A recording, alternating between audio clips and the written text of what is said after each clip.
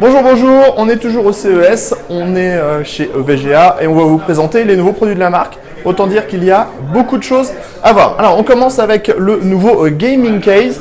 Il y avait eu un projet l'année dernière mais il a été annulé et donc ça c'est le nouveau produit qui sera vendu aux alentours des 300 $ si on a bien compris ce qu'on nous a expliqué. Alors en fait c'est vraiment très gros, c'est énorme. Et vous allez voir, c'est vraiment dédié à la ventilation et au water cooling. Alors on peut commencer par exemple à l'avant. On précise que c'est une maquette, enfin un mock-up comme ils appellent ça. Donc à l'avant, on a pas mal de ventilateurs avec, on pourra mettre du 360 mm voire plus en water cooling. On a 3 ventilateurs de 140 mm de base. On referme. Il faut savoir que la version finale sera entièrement en métal, donc en aluminium. Après sur le côté, on a différentes portes et différents espaces. Donc on a un grand espace dans le bas. Ici, on pourra mettre l'alimentation et aussi une cage HDD. Et on a donc ce panneau de contrôle ici avec donc les différents ports et ici la possibilité par exemple d'augmenter la vitesse des ventilateurs. Alors on ne sait plus quand, voilà, on augmente les ventilateurs. Quand c'est vert, ce sont les ventilateurs à l'avant. Quand c'est rouge, ce sont les ventilateurs qui ressortent l'air à l'arrière et sur le dessus du boîtier. On a différents compartiments. Il faut appuyer.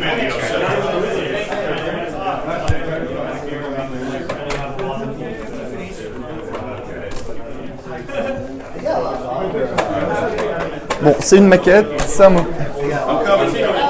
Voilà, merci. Donc toutes les parties en fait se défont.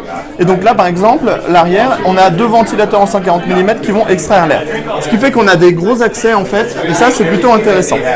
On note aussi la présence d'un nouveau water cooling chez EVGA. Donc c'est un water cooling qui est géré avec une prise USB, on le voit au bout. Il y a de l'USB et ça permettra en fait de tout gérer là via un logiciel. Dans le haut, on retrouve aussi 3 ventilateurs en 140 mm. Alors, si on passe de l'autre côté, on va bouger le boîtier. Toute la gestion des disques durs se fait à l'arrière. On a une cage de 3 emplacements ici, une seconde cage de 3 emplacements ici et des emplacements pour les SSD. Large accès backplate. Voilà, au niveau des prix, on vous l'a dit, ça sera aux alentours des 300 €. On va continuer avec autre chose qui est assez impressionnant, parce qu'il est vraiment très bien fait, ce sont les laptops gamers. EVGA va se lancer dans le laptop. Le boîtier, on en a un autre ici. Donc voilà, on a une autre vision comme ça, avec un 4-way SLI à l'intérieur. Et donc ce fameux water cooling qui va arriver chez eux avec des systèmes de plug automatiques. Au niveau du laptop, 17,3 pouces. Alors je vais reprendre la petite fiche technique pour ne pas me tromper. Donc on est sur du 17,3 pouces, 4K en G-Sync. On le voit, on n'a pas de démarcation au niveau de l'écran, donc ça c'est très joli. Le laptop est entièrement en aluminium.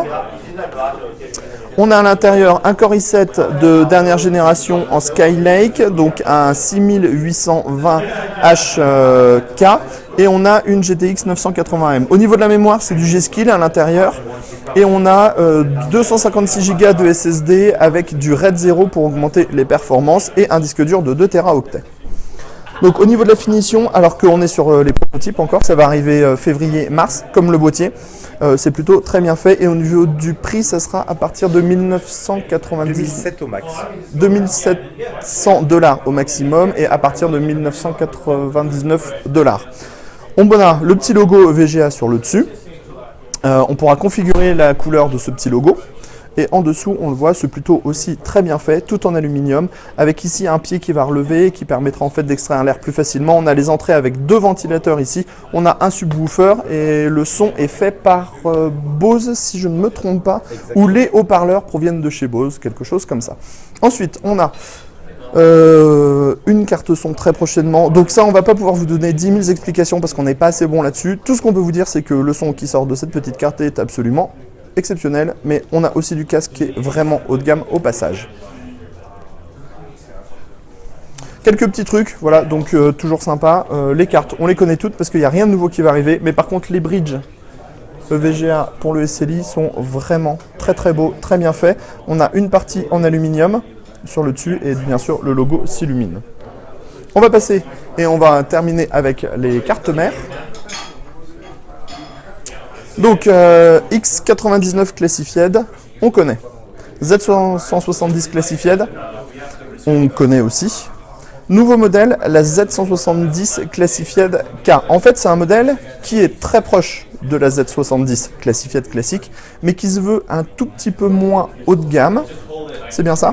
C'est ça, en fait on perd la puce pour le 4Ways et on reste sur du 2Ways, tout simplement parce que la puce coûte 70 $ pièce. La fameuse puce PLX en fait. Plus l'intégration, du coup on réduit et ils ont intégré une puce killer pour le réseau. Pour le réseau, ce qui permet encore une fois de réduire les coûts. Enfin, on a la Z70 Stinger qui est toujours aussi jolie, tout noir, bien faite. Au niveau des alimentations, pas grand chose de nouveau puisqu'on a déjà tout newsé chez nous. Alors, chez VGA, on a fait le tour, pas mal de produits, on va attendre les laptops et surtout le gros boîtier. Et on vous dit à très bientôt pour de nouvelles vidéos sur Cocotte TV.